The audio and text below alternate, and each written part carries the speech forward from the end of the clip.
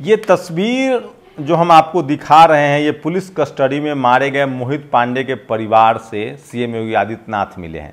लेकिन सोचिए, यूपी पर एक बुलेटिन चल सकता है, किस तरह की यूपी में राजनीति हो रही है और इसके लिए कौन लोग दोषी हैं। यूपी में एक मोहित पांडे जो ब्राह्मण समाज से थे, उनको उनकी पुलिस कस्टडी में मारपीट की वजह से डेथ हुई। बहुत गलत हुआ। खबर है कि जो पुलिस वाले आरोपी हैं उन पर भी एफआईआर दर्ज किया जा रहा है। जिससे मोहित पांडे का झगड़ा हुआ था उस पर भी एफआईआर दर्ज हो रहा है। जो अज्ञात लोग हैं उस पर भी एफआईआर दर्ज हो रहा है। और सोचिए, मोहित पांडे का पूरा समाजवादी पार्टी की पूजा शुक्ला प्रदर्शन कर रही हैं। खुद यूपी के डिप्टी सीएम जो ब्राह्मण समाज से आते हैं उन्होंने बयान दिया। अखिलेश यादव ने भी सरकार के खिलाफ मोर्चा खोला और नतीजा ये हुआ कि पीड़ित परिवार को 10 लाख की आर्थिक मदद मिली। पीड़ित परिवार को 10 लाख की आर्थिक मदद मिली और मिलना भी चाहिए। लेकिन यहीं पर कुछ सवाल शुरू होते हैं और ये सवाल उठाया है प्रजापति इंदर बजरंगी ने। पहले तो आपको बता दें कि मोहित पांडे जी के परिवार को 10 लाख की आर्थिक सहायता मिली है। नौकरी की भी बात कही जा रही है, घर देने की भी बात कही जा रही है। कुछ दिन पहले लखनऊ में डिलीवरी बॉय भरत प्रजापति को कुछ नहीं मिला। न सीएम योगी परिवार से मिले। अति पिछड़े प्रजापति समाज के परिवार से भेदभाव क्यों? योगी बनकर इस तरह भेदभाव कर रहे हैं। और अखिलेश यादव तो खैर शायराना अंदाज रहता है उनका। खबर को भी काश जान लेने वाले मुआवजा में जीवन भी दे सकते। दिवाली पर जिन्होंने किसी का घर का चिराग बुझाया है, उम्मीद है वे झूठ के दिए के नहीं जलाएंगे। झूठी रोशनी से अपने शासनकाल का घोर काला अंधकार मिटाने की कोशिश नहीं करेंगे। जनता पूछ रही है उसकी हिरासत में मौत हुई है, उस पर बुलडोजर चलेगा या नहीं। इसमें एक जो दरोगा जो आरोपी है वो भी खुद ब्राह्मण समाज से हैं। लेकिन अगर जो जितने इसमें अगर कोई गैर ब्राह्मण आरोपी होगा तो यकीन मानिए उनके तो दुर्दशा होने हैं, ये तो तय है। तो और भी कुछ बड़े पोस्ट जो हैं इस पर वो मैं आपको दिखाना चाहता हूं, जो सोशल मीडिया पर आज वायरल है और सबसे ज़्यादा इसी की चर्चा हो रही है। जनरल कैटेगरी के लोगों के साथ अन्याय होगा तभी मुख्यमंत्री बोलेंगे, और एससी एसटी ओबीसी के साथ, दलित पिछड़ों के साथ अन्याय होता है तो नहीं बोलते हैं। मुसलमानों को लेकर यूपी में किस तरह की धारणा है देश में आप जानते हैं। UP the model state, Sheetal P Singh ने लिखा है। एक तरफ तो योगी कहते हैं बटेंगे तो कटेंगे, दूसरी तरफ सवाल है उत्तर प्रदेश में पिछले महीने भर में 3 युवकों की पुलिस हिरासत में मौत। लखनऊ में मोहित पांडे की पुलिस कस्टडी में मौत हुई, योगी जी ने 10 लाख रुपए दिए। लखनऊ में ही अमन गौतम की पुलिस कस्टडी में मौत हुई, योगी जी ने 0 दिया। जौनपुर में मटरू बिंद की पुलिस कस्टडी में मौत हुई, योगी जी ने 0 दिया। योगी जी पिछड़े दलितों अल्पसंख्यकों के मामले में सवर्णों की तुलना में खुला भेदभाव करते हैं। ये खबर है जो आज सोशल मीडिया पर तैर रहा है। लेकिन मैं इसके लिए योगी जी को जिम्मेदार नहीं मानता हूँ। मैं इसके लिए उन तमाम एससी एसटी ओबीसी के नेताओं को जिम्मेदार मानता हूँ। मुझे नहीं पता अमन गौतम के यहाँ कोई मिलने गया कि नहीं गया।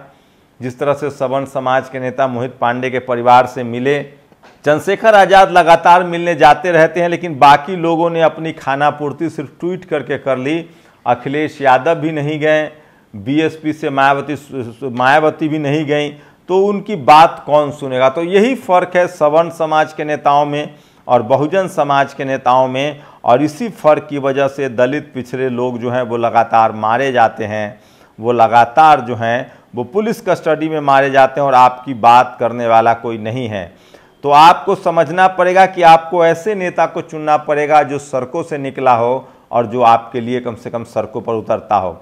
लखनऊ में ही अमन गौतम की पुलिस कस्टडी में मौत हुई, जौनपुर में मटरू बिंद की पुलिस कस्टडी में मौत हुई। अमन गौतम और मटरू बिंद के परिवार को 10 लाख मिला क्या इस तरह का भेदभाव करना चाहिए? प्रजापति जो हैं इंदर बजरंगी ने ये ट्वीट किया है।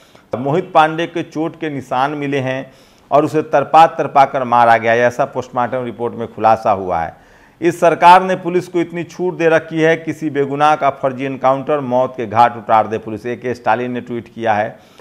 15 दिनों के अंदर लखनऊ में पुलिस कस्टडी में पहले दलित अमन गौतम की हत्या हुई और अब ब्राह्मण मोहित पांडे की हत्या। योगी सरकार की मंशा और प्रदेश की पुलिस पर सवालिया निशान खड़ा करती है। क्या सरकार और पुलिस के रक्षक बजाय भक्षक बन गए हैं? ये पवन पांडे ने ही लिखा है। पहले पुलिस बेरहमी से हत्या करती है, फिर सरकार चंद रुपए की मदद कर देती है। क्या सरकार बताएगी पीड़ित की मां, बहन, पत्नी और बच्चों का ख्याल कौन रखेगा? क्या उन चंद रुपयों से उस पत्नी, मां और बच्चों का दुख दूर हो सकता है? सरकार संविधान से चलता है। सरकार का काम जनता की रक्षा और सुरक्षा और उन्हें खुशहाली पहुंचाना होता है, न कि उनके अंदर डर और आतंक का माहौल बनाना। उत्तर प्रदेश सरकार में पुलिस बेलगाम होकर आए दिन सैकड़ों अपराध कर रही है। सरकार पुलिस पर अंकुश लगाए और दोषी पुलिसकर्मियों को सख्त सजा दे। तो यूपी में ठोको नीति चल रही है, इसको लेकर भी लगातार लोग सोशल मीडिया पर सवाल उठ रहे हैं। तो ये बड़ा सवाल है, लेकिन सवाल ये है कि ब्राह्मण समाज से आने वाले मोहित पांडे को जो मुआवजा मिला, ये मुआवजा हर किसी को नहीं मिल सकता है। क्यों नहीं मिल सकता है? क्योंकि हर किसी के समाज का नेता उतना मजबूत नहीं है, वो आवाज़ नहीं उठाता है। तो जो समाज शोषित वंचित हैं, और सवाल है कि एक मुख्यमंत्री के तौर पे योगी आदित्यनाथ पर ये सबसे गंभीर आरोप लग रहे हैं। लेकिन योगी आदित्यनाथ जी ने पहले भी इस तरह के बयान दिए हैं कि मैं अपने समाज के साथ खड़ा हूँ। तो मुझे तो लगता है योगी आदित्यनाथ जी ज़्यादा ईमानदार है, कम से कम वो हर बात खुलकर कहते हैं, कोई छायावाद में नहीं रहते हैं। काश हर समाज का नेता योगी आदित्यनाथ से प्रेरणा ली, योगी आदित्यनाथ की तरह हो, और वो अपने कम से कम समाज की लड़ाई तो लड़े।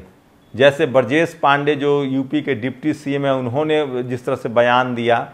लेकिन बाकी समाज, खासकर दलित, पिछड़े, किसान, अल्पसंख्यक समाज के जो नेता हैं, उनका अपना पेट इतना बड़ा होता है कि उनको समाज की चिंता नहीं है, और इसीलिए वो मजबूत भी नहीं हो पाते हैं। तो योगी आदित्यनाथ जी को सवर्ण समाज की भी चिंता है, अपने समाज की भी चिंता है। यूपी में आप पोस्टिंग देख सकते हैं, थाना से लेकर तमाम बड़े अधिकारियों का। अभिषेक उपाध्याय, ममता त्रिपाठी ने इसी को लेकर ट्वीट किया था, जिसके बाद उन पर एफआईआर हुआ था।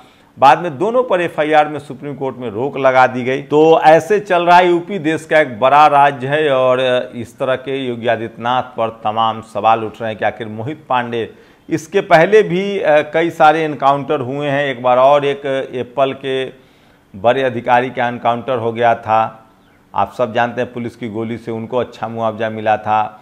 एक व्यापारी की गोरखपुर में मौत हुई थी पुलिस मामले में, उसमें अच्छा मुआवजा मिला था। लेकिन यूपी में दलित पिछड़ों की मौत, या देश भर में, मैं यूपी क्या कहूँ, देश भर में दलित पिछड़ों की मौत पर कोई सवाल उठाने वाला नहीं है, क्योंकि उनका नेता ही नहीं।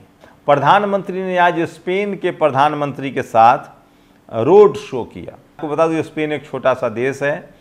आपको बता दूं कि स्पेन की मदद से हमारे यहाँ जहाज बन रहा है, कार्गो जहाज, जिसमें सामान ढोया जाएगा। वैसे हमारे रक्षा मंत्री नींबू लटकाने में मास्टर है, वो नींबू लटकाने जाएंगे जरूर। तो सोचिए, छोटे छोटे देश तकनीक, विज्ञान, पढ़ाई लिखाई के दम पर कहाँ जा रहे हैं। हमारे यहाँ जहाज बनता है तो उनकी टेक्नोलॉजी से हम नींबू लटकाने में मास्टर हैं। तो हमारे डिफेंस मिनिस्टर जाके नींबू लटकाएंगे, और विदेश के प्रधानमंत्री के साथ रोड शो का क्या लॉजिक है वो समझ में नहीं आता है। और सोशल मीडिया पर वायरल, काला बाजारी, डीएपी का कट्टा बाजार में 1700 रुपये के पार। तो ये बड़ी खबर है, और पुलिस ने पुलिस के खिलाफ लिखवाई एफआईआर। यही तो है योगी राज, जहां पुलिस अपराधी और पुलिस है गवाह। तो ये तमाम खबरें हैं। यूपी में एक महिला की हत्या हुई, और हत्यारों ने जिला अधिकारी के घर के पास उनके शव को दफना दिया, ये भी बड़ी खबर है। और पप्पू यादव ने हेमंत सोरेन के लिए चुनाव प्रचार किया है, वहीं पप्पू यादव को लगातार जान मारने की धमकी मिल रही है लॉरेंस बिश्नोई गैंग से, ये भी खबर है। और गिरिराज सिंह कपड़ा मंत्री नहीं, लफड़ा मंत्री हैं, ये संजय यादव जो आरजेडी के मेंबर ऑफ पार्लियामेंट है, उन्होंने आरोप लगाया है। गिरिराज सिंह बीजेपी के नेता हैं और केंद्रीय मंत्री हैं। वो आजकल हिंदू एकजुटता रैली चला रहे हैं। लोग पूछ रहे हैं कि उनके बच्चे, परिवार के लोग इसमें है कि नहीं। और चित्रकूट में एक नर्स के साथ हैवानियत हो गई। नर्स साइकिल से ड्यूटी पर जा रही थी, एक युवक ने साइकिल के सामने बाइक लोकर गिरा दिया, फिर उनके साथ घसीट कर ले गया, और 4 युवकों ने नर्स के साथ गैंगरेप किया है। अगर ये खबर किसी दूसरे राज्य की होती तो मीडिया में खबर चलती। उससे एक और खतरनाक, अमित शाह के लोग गहने लाद कर रात 12 बजे भी निकल सकती हैं लड़कियां। यूपी में अमित शाह ने कहा था। अब एक घटना हुई है बनारस में। बनारस में स्मिता शर्मा नाम की एक महिला, स्मिता शर्मा के जानने वाले अस्पताल में भर्ती थे। स्मिता शर्मा नाम की एक महिला थी, उनके जानने वाले अस्पताल में भर्ती थे। स्मिता उनसे मिलने अस्पताल को निकली, रास्ते में ई रिक्शा वाले मिला तो उसमें बैठ गई। ई रिक्शा वाले ने ईंटे से मार मार कर उनकी हत्या कर दी और सारे गहने लूट लिए। तो ये है यूपी में लॉ एंड ऑर्डर की स्थिति, और इस पर आप बात करेंगे तो मामला जो है वो बिगड़ जाएगा। और खबर आ रही कि 2025 में जनगणना होगी, लेकिन जाति जनगणना होगी कि ये नहीं। और अगर आप ट्रेन से यात्रा कर रहे हैं तो आप लोगों से गुजारिश है कि अपना ख्याल रखिए। अगर सीट न मिले तो अपने जान को रिस्क में मत डालिए, जगह मिले तो जाइए, न मिले तो न जाइए, लेकिन अपनी सुरक्षा का जरूर ध्यान रखिए। तो ये बड़ी खबरें हैं जो सोशल मीडिया पर वायरल है। शुक्रिया।